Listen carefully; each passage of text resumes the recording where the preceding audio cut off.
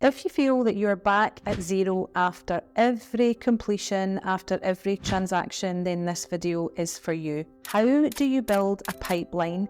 How do you keep it full? If you are in a current employed position, I would suggest at the moment that it is very transactional. You are going from one sale to the other, and then sometimes starting as you would feel from zero again. It is all about connecting, communication, and building relationships. And where does it start? How do you keep your pipeline full?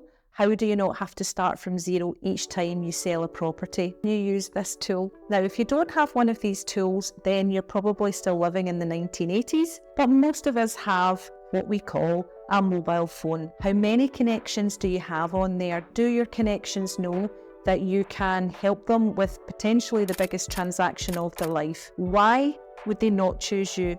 Potentially because they don't know that's what you do. Are you building connections with your existing sphere of influence? Are you building connections that you see each day?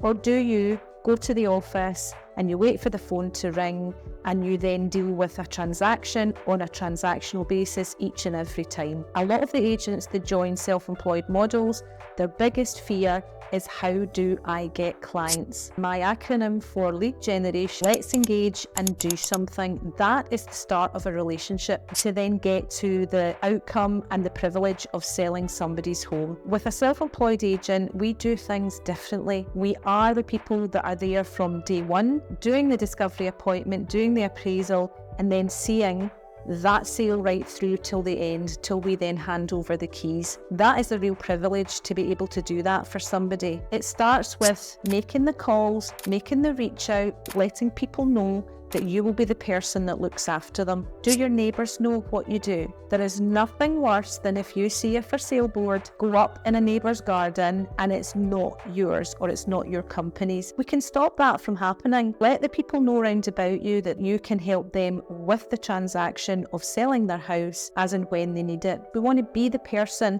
that if they have a question that they want answered, then you're the person that they go to. When you're wanting to keep your pipeline full, you have to get into daily habits, because everything that you do each day will then build up towards you having a full pipeline. What habits do you follow each day? Do you set the number of calls that you want to make each day? Do you set the reach out that you want to make with people? Now, I'm not just talking about new clients all the time. How much do you follow up with clients that you've sold for? How many times do you do a follow-up with a buyer? How many times do you do a follow-up with somebody that's made an inquiry for a property? Habits have to be set each and every day. And when we think big but we go small, then these habits build. And that's what will decide the future that we have. That's what will decide how full our pipeline is. The habit of reaching out to people that you've helped in the past to then see if there's anything else you can do for them, or recommend you through referrals to maybe tradespeople, to other people needing your help. Taking these habits each day, you are filling your data bank, and the size of your data bank will determine the size of your bank account. What habits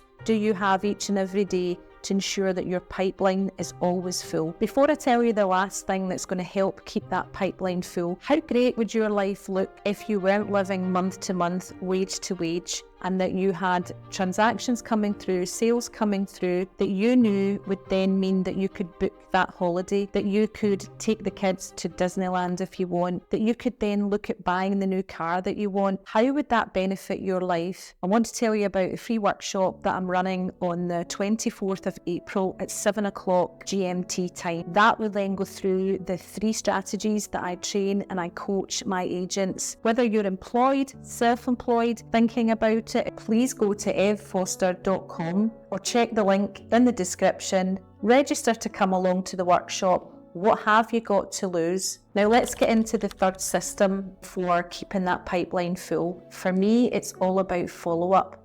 When a client inquires about a property that perhaps you're selling, if you're an existing agent, what do you then do with that person if the property that you're selling is not for them? Do you just put it to the side and move on to the next inquiry, hoping that that house is going to sell? What about that person that's looking for a house? Can you help them make their move? Because if you can help somebody make the move that they want to make by helping them find the house that they want to move to, they are more likely to want you to help them sell the house that they're moving from. because they're a motivated seller. The very fact that they are inquiring about a property that you're selling means that they are thinking about selling if they have a property to sell. The third, and possibly one of the most effective strategies, is keeping people in your pipeline when they are just thinking about moving and haven't found the property that they want. Become that person's property expert of choice. So if you're an experienced agent or maybe a new agent starting out on the journey into estate agency, let me know some of the strategies that you use that have worked for you to keep your pipeline full. Please leave me a comment in the comments down below. I will help in any way I can to help build your pipeline, but I would really love to hear some ideas of how you build yours.